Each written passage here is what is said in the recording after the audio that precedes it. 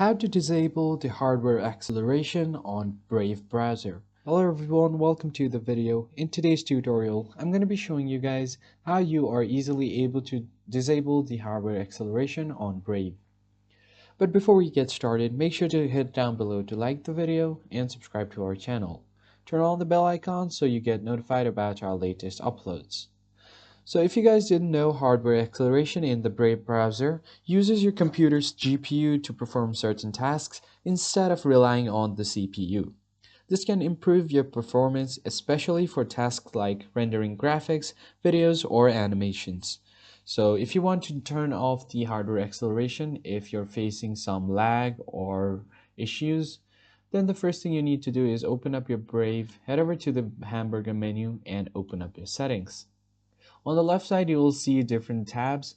You just want to head over to the system, which is at the bottom. Tap on the system settings.